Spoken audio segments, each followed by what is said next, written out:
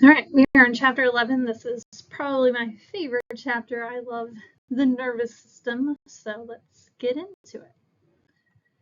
First of all, the functions of the nervous system. Most of these I'm sure you could name off just from information you've had before, but our nervous system maintains homeostasis, keeps everything regulated. That includes coordination, balance. It receives sensory input, so we know to not touch something hot for very long anyways. It integrates information coming in where our brain is constantly stimulated with all different signals, so it figures out what to do with all that. It controls our muscles and our glands, and also maintains that mental activity like consciousness, thinking, memory, emotions, etc. So our divisions of the nervous system.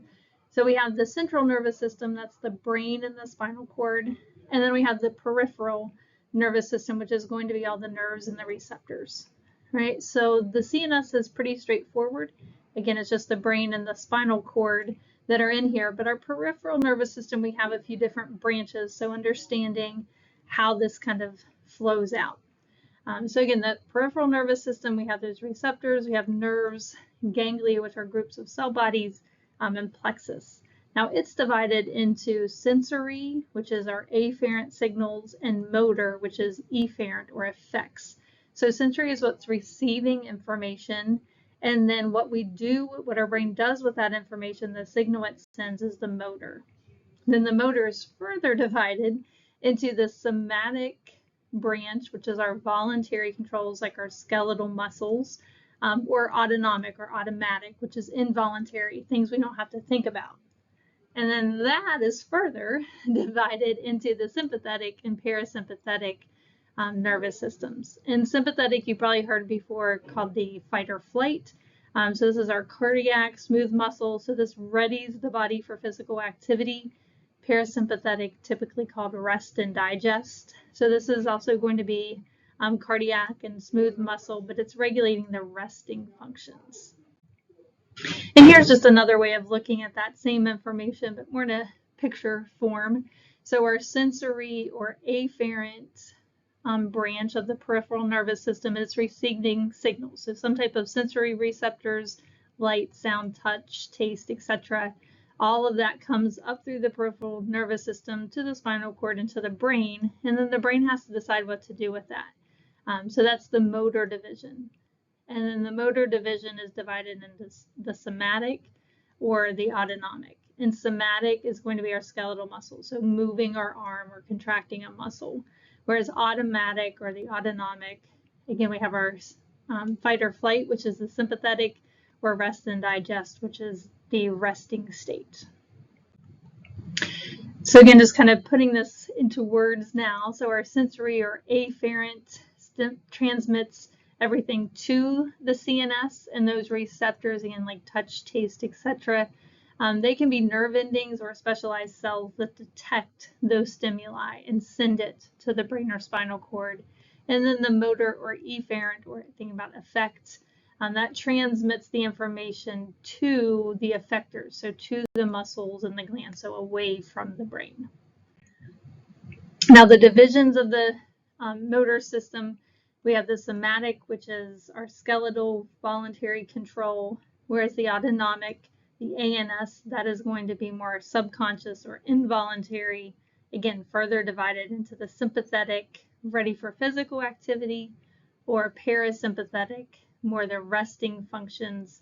Then there is also the enteric, which is part of our digestive tract, and there are plexes that are on the wall of that to control digestion. Now the main cells of the nervous system are neurons. These are electrically excitable. And they have three main parts. The cell body, that's where the nucleus is, and the endoplasmic reticulum, so all the main cell functions. But it also has several dendrites that are coming out. So these are going to receive information, so that's sensory or afferent information. And then the axon, so neurons have multiple dendrites, but a single axon, it starts off the axon hillock from the cell body. This generates action potentials we'll be talking a lot about later. And this sends information to the end of that and away from the neuron. So A for axon, A for away from the cell body, sending it to the next cell.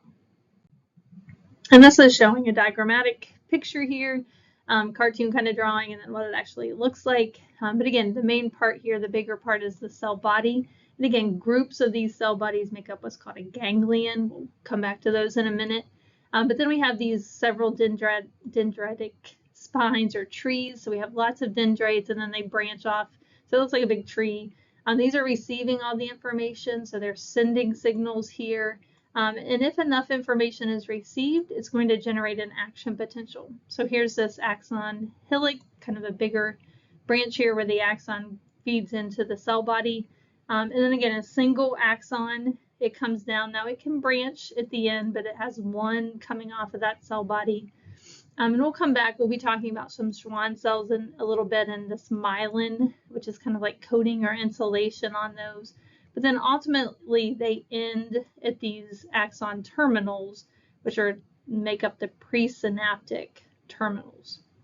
We'll also mention here the node of Ranvier. So again, it has this insulation, but it can't be completely insulated because the action potential can't make it from the beginning to the end. So it jumps between these nodes, which are shortened little pieces where it's not myelinated. All right, so lots of different types of neurons. So we have, again, sensory or afferent. Again, that's sending action potentials to the CNS. So sensory, again, we touch something hot or something, the temperature has changed. And then the motor neurons or efferent neurons are sending action potentials away, so to contract the skeletal muscle or contract the heart. And then we also have some kind of in-betweens for communication that are called interneurons, so from one neuron to another. And then some structural classifications. We can have multipolar, so these are most of the neurons that are mainly motor neurons. So we'll see some pictures in the next slide. Bipolar, so bi meaning two. So these are mainly in the sensory, in the retina, in the nasal cavity.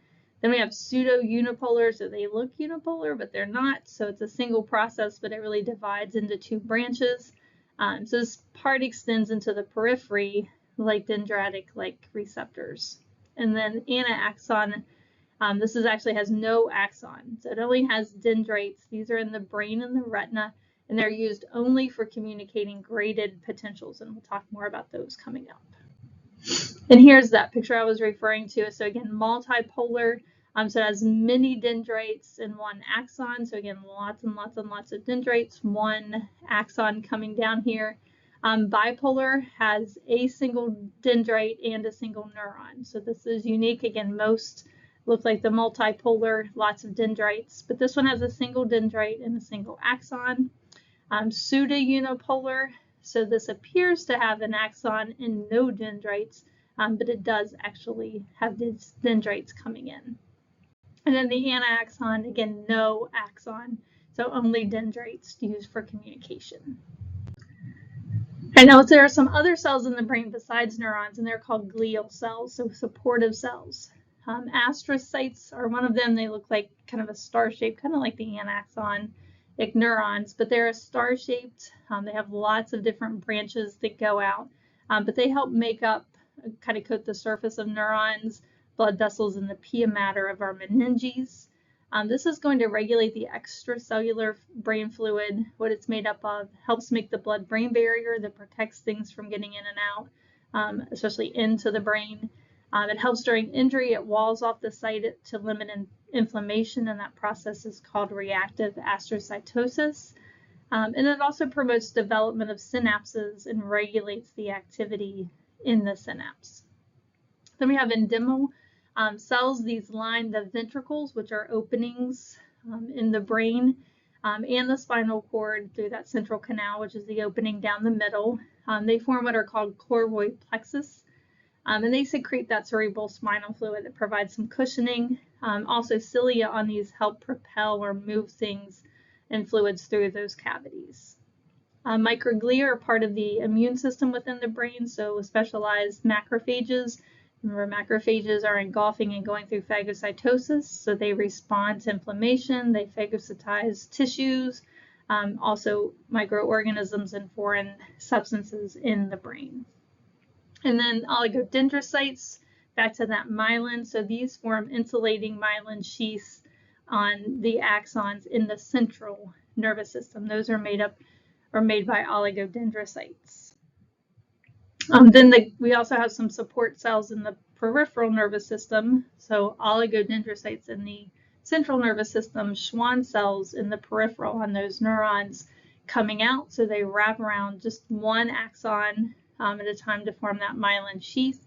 Again, those nodes of Ranvier where we have some gaps where there's no Schwann cell covering it. Then we also have satellite cells. These surround the cell bodies and sensory and autonomic ganglia. Again, ganglia are groups of cell bodies. And they provide support and nutrients, also protection from poisons like heavy metals. Again, we mentioned the myelin and the Schwann cells. So myelin, essentially, again, is like insulation, so that protects but also insulates the axon. So these action potentials we'll talk more about can move much faster, but also they help to repair axons if they're damaged. So they're continuous down the axon except for those gaps called those nodes of Ranvier. And the myelinated axons are what make up the white matter in the brain and the nervous system. Now, degeneration of the myelin sheath, that's what leads to multiple sclerosis, and also even in some cases of diabetes to cause disorganized, kind of scattered interpretation and signaling. So we start losing the ability to control different things, especially starting with skeletal, but then also moving to other organs as well. And then there are some unmyelinated axons. These are like in the invaginations of the Schwann cells. We have a picture coming up, or the oligodendrocytes that just aren't completely wrapped around. And these make up the gray matter of the nervous system. So again, just looking here. So again, our Schwann cells covering this portion. Again, this gap here in between that node of Ranvier where there is no myelin, and then our next Schwann cell covering that in the peripheral nervous system. But then sometimes we can get these kind of invaginations of the Schwann cell to where we have this region here that's unmyelinated, that's not covered with that myelin, and it can lead to kind of disjointed or kind of sporadic communication. So before we get into action potentials and how these neurons work, let's first talk about what happens whenever they're injured. So if we're talking about the nervous tissue and more the peripheral nervous system, we have two options. If there's damage, it either heals or it's permanently damaged. So within a couple days, 3 to 5 days after the injury, the axon distal from the cut breaks up into segments because it loses nutrients. Again, we don't have anything connecting that end of the axon to the cell body, so it's not receiving nutrients. So the distal portion is going to die.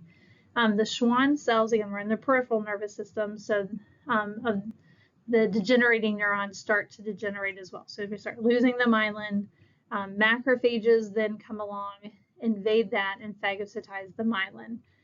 Those Schwann cells then enlarge and divide, and they start to form a column where the axon used to be. And then big F, the end of that regenerating axon, so the part that's still left and alive, is it's starting to grow and regenerate. If it can come into contact with that Schwann cell column, then the axon grows along that column more rapidly, and it's more likely to reestablish contact with whatever the target was, whether it was a muscle or a gland or even another neuron. Regeneration, though, in the central nervous system, though, is much more limited because oligodendrocytes that make the myelin in the CNS, they don't produce those columns. So there's not that guide, and it's less likely the axon, as it's growing, finds the target that it was originally attached to. And here's just a picture of that happening. So again, here's our distal portion of the axon after the site of the injury. So this part is going to die. Again, it's not receiving nutrients, so it's going to break up into little segments here. Again, those macrophages are going to come along and digest it. Our Schwann cells are breaking down. And if that axon doesn't reattach, the muscle or whatever it's attached to is going to atrophy. However, if this portion here that's still alive, as it starts to regenerate, these Schwann cells here, they're going to form essentially a tube where that axon used to be. They're going to create a hollow tube to allow this new generating axon to feed through. So then if it's able to grow fast enough, it can reattach to the original muscle or gland or whatever, and that would allow the target to continue to function. All right, so we've mentioned before the gray and the white matter, but just to hit on it again. So our gray matter, that's the unmyelinated axons. This is also where the cell bodies are, the dendrites receiving the information. And this part has an integrative function. So it's trying to communicate and allow the sensory information to be integrated. Then the white matter, that's the axon. So that's the myelinated portions, and that's where the action potentials are going to be generated to cause a response.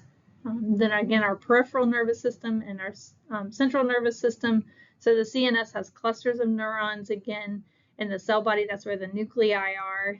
And then bundles of those myelinated axons are called nerve tracts. So sometimes they run in tracts, and we have multiple axons going together to make up a tract. Now, in the peripheral nervous system, those cell bodies form what are called the ganglia. So again, cell bodies in the central nervous system called nuclei. In the peripheral nervous system, they make up ganglia. Bundles of axons in the central nervous tissue with their connective tissues, those are going to make up nerves, which are going to be multiple neurons and the axons of those coming together to make up nerves. So we have nerve tracts in the central nervous system, nerves in the peripheral. Now we have some electrical signals. These are the action potentials I've mentioned before. This is going to allow perception from the environment, allows those mental activities to occur and to respond to stimuli by transferring information from one part of the body to another. And these are all centered around what's referred to as membrane potential. So across the membrane of neurons and cells, there's an ionic concentration difference across that, to where the inside is going to be more negative than the outside. So we have a charge difference across the membrane. And that also leads to permeability. Some ions can move through and others cannot. So the differences across the membrane are really from two processes. The sodium-potassium pump, so this is active transport. It's going to be moving sodium out of the cell and potassium into the cell. And then again, that membrane permeability, what can cross the membrane at any given time. So at rest, we have high concentrations of sodium and chloride ions outside of the cell, and we have high concentrations of potassium and then negatively charged proteins inside of the cell. And again, this is at rest. So we have this steep gradient where, again, there's a lot of sodium outside, a lot of potassium inside. And again, they're in opposite directions, and that sodium-potassium pump is going to help maintain that. So what about the permeability characteristics? So proteins are large, so they're made inside the cells at the ribosomes. Again, they're mainly large and negatively charged, so they can't cross through the phospholipid bilayer. So they're not permeable. They're going to stay inside of the cell. Chloride ions are repelled by those proteins because chloride ions are negatively charged. Proteins are negatively charged, and same charges repel each other. So they are going to exit through open chloride channels. So they're going to leave the cell to get away from those proteins. We also have gated channels. We'll talk more about these coming up. And these open and close in response to a stimulus. So again, if we think about a gate, what opens or closes the gate is based on a stimulus. And sometimes it's a change in this membrane potential. Sometimes it's a molecule like a neurotransmitter. Again, different things can open or close them. But when they're open, then that allows specific ions through, and that can change the permeability. So again, we said the inside's more negative. Well, when some of these channels open, it becomes more positive, and that causes some different effects we'll talk about with our action potentials. So we have what are called leak ion channels or non-gated ion channels. So not every channel has a gate on it that responds to a stimulus. These are just always open, and they're therefore permeable, meaning the ion can move in or out based on the concentration gradient and the electrical potential. So they are specific to one type of ion. This isn't always absolute, but for the most part, they're pretty specific. So chloride ion channels only let chlorine through. They don't let chlorine and potassium and sodium Again, they're specific. Now we do have more leak channels for potassium and for chloride ions than we do for sodium. So this is another reason at rest there's more potassium and chlorine moving than what sodium is, because again, the sodiums are more waiting for gated channels to be opening. There aren't a lot of these leak channels. Now the gated channels, again, they only open and close based on a stimulus. So they're gated so we can turn them on or turn them off. So the two main types, there are others, but the two that we'll talk about that relate to the nervous system are ligand gated. So they open or close in response to a ligand. And for the most part here in this chapter, we'll be talking about neurotransmitters. So like acetylcholine or dopamine or serotonin, they bind to these channels and that opens them or closes them. But also hormones can do the same thing. Then voltage gated, we'll talk a lot about with our action potentials. These open or close and due to changes in voltage across that membrane. So again, at rest, the membrane is negative on the inside. So when it's stimulated, the relative charge changes. So if it becomes less negative than what it was, that change in the potential, that causes the voltage gated channels to open or close. So how do we establish our resting membrane potential, which is what that potential is before any stimulus? So again, we already established the membrane is more permeable to potassium because of those leak channels. And also potassium is going to diffuse out of the cell because we have a lot of it inside, not a lot outside. However, those positive charges accumulate outside of the membrane, and the negatively charged proteins can't diffuse with the potassium. So as the potassium goes out, the inside membrane becomes more negative because it's losing more and more of those positively charged ions. So for example, our resting membrane potential can be anywhere between -70 and -90 millivolts. Again, the inside of the cell is more negative than the outside. So that's our resting potential. Now, sodium, chlorine, and calcium don't have a great effect on the resting membrane potential because, again, there are few leak channels. They're only going to change it whenever there's a stimulus, like a ligand or a voltage change. So at rest, it's mainly the potassium through those leak channels that's setting that up. So if leak channels alone were responsible, then in time, the sodium and potassiums would eventually equalize and it would become equally distributed. However, we have that sodium-potassium pump I'd mentioned, and so it's going to keep things so that sodium's high outside, potassium's high inside.